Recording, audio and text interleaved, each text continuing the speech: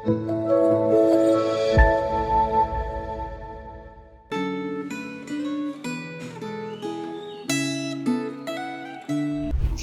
saudara-saudara yang dikasihi oleh Tuhan, bersyukur untuk berkat Tuhan yang selalu menyertai kita setiap hari sehingga hari ini kita dapat merenungkan sebagian dari firman Tuhan kembali.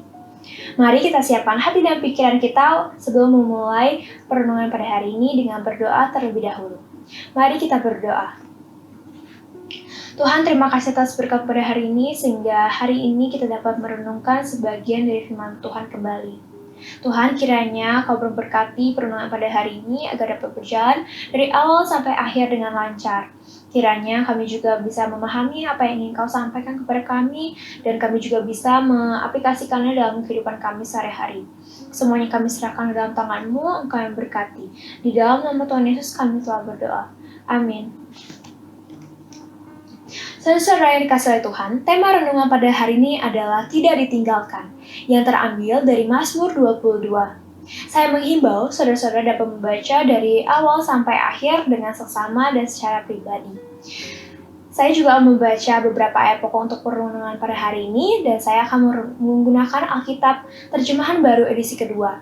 Bagi saudara-saudara yang terkasih yang masih menggunakan terjemahan pertama juga dipersilahkan. Mazmur 22 ayat 20-23 berikut bunyinya.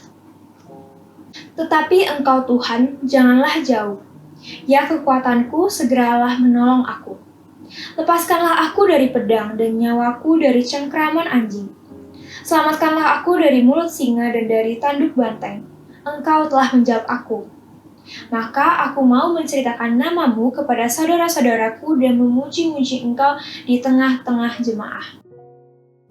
Saudara-saudara terkasih, pada bacaan ini kita dapat membayangkan terdapat suatu kondisi di mana seorang yang mempercayai Tuhan sedang berkeluh kesah kepada Tuhan atas kondisi hidupnya yang sedang mengalami kesengsaraan. Di mana dalam keluh kesahnya ia mengatakan bahwa ia merasa ditinggalkan oleh Tuhan dan banyak musuh-musuh yang di sekitarnya mengoloknya, menghinanya, dan mengejeknya. Dan pada kondisi ini, sang pemazmur itu sangat putus asa dan merasa kehilangan semuanya.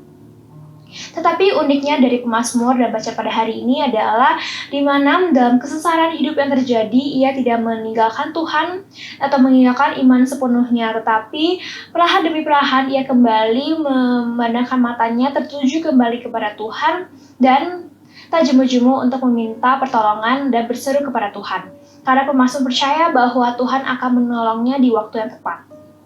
Saudara-saudara yang terkasih, dalam bacaan Alkitab, kita juga mengenal banyak tokoh-tokoh Alkitab yang sangat beriman kepada Tuhan dan tak jarang juga mengalami permasalahan dalam hidupnya. Salah satu contohnya adalah Daud, di mana Daud merupakan suatu tokoh yang sangat beriman kepada Tuhan, tapi juga ia mengalami banyak permasalahan ataupun hidupnya sengsara dari pas ia saat muda. Tetapi di satu sisi ia juga tetap bisa bersyukur dan memuji Tuhan di saat-saat ia mengalami kesengsaraan.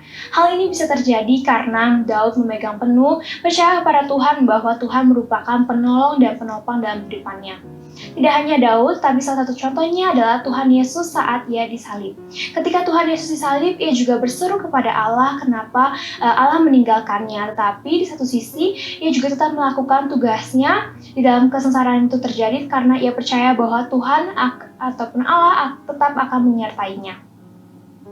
Dalam kehidupan kita juga pasti tidak akan pernah luput dari permasalahan ataupun kesengsaraan hidup. Tetapi sebagai orang percaya, kita harus percaya bahwa ketika permasalahan ataupun kesengsaraan menimpa kehidupan kita, itu bukanlah suatu insiden ataupun keadaan untuk menjatuhkan kita. Tetapi itu merupakan suatu pertanda untuk kita bisa kembali bersandar kepada Tuhan. Dan dalam kesengsaraan yang kita terjadi, kita harus percaya bahwa Tuhan telah mati menebus dosa-dosa kita di kayu salib dan menanggung semua dosa-dosa kita. Dan Tuhan telah bangkit melawan kematian dan Ia berjanji kepada kita bahwa Tuhan tidak akan meninggalkan kita. Jadi ketika kita mengalami permasalahan, sebenarnya Tuhan tidak akan meninggalkan kita. Tetapi percayalah bahwa Tuhan ada di belakang kita, menyokong dan menolong kita. Walaupun di tengah permasalahan ataupun kesengsaraan yang kita hadapi, pastinya kita akan sulit untuk mengharapkan kepada suatu solusi yang mungkin tidak pasti kapan kunjung datangnya, tapi percayalah bahwa Tuhan tuh pasti akan membantu kita. Jangan pernah luput untuk doa dan berseru kepada Tuhan, karena setiap doa dan seruan kepada Tuhan, Tuhan pasti akan mendengarkannya dan menolong kita. Karena penyertaan Tuhan merupakan janji yang terindah diberikan kepada umat-umat yang percaya ketika kita mengalami permasalahan. Saudara-saudara terkasih, apakah Anda sedang mengalami pergumulan atau menanggung beban sendiri tanpa ada yang menolong, ataupun Anda merasa hidup Anda sedang susah dan tidak ada yang bisa menolong? Jangan lupakan Tuhan. Bersandar dan pergilah berseru kepada Tuhan, karena Tuhan akan menolong saudara-saudara terkasih. Mari kita berdoa.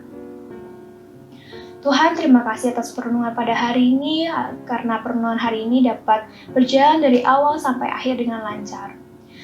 Dalam renungan hari ini kita juga kembali diingatkan bahwa ketika ada permasalahan terjadi, kita bukan langsung meninggalkanmu ataupun menyalahkanmu atas kondisi dalam kehidupan kita. Tapi yang penting kita harus tetap bersandar kepadamu, berseru kepadamu, dan mencurahkan segala isi hati kami untuk meminta pertolongan darimu. Biarlah kami juga bisa terus yakin dan percaya pada Tuhan, karena Tuhan akan selalu menolong apapun yang terjadi dalam kehidupan kita. Semuanya kami serahkan dalam tangan-Mu, Engkau yang berkati. Di dalam nama Tuhan Yesus kami telah berdoa. Amin.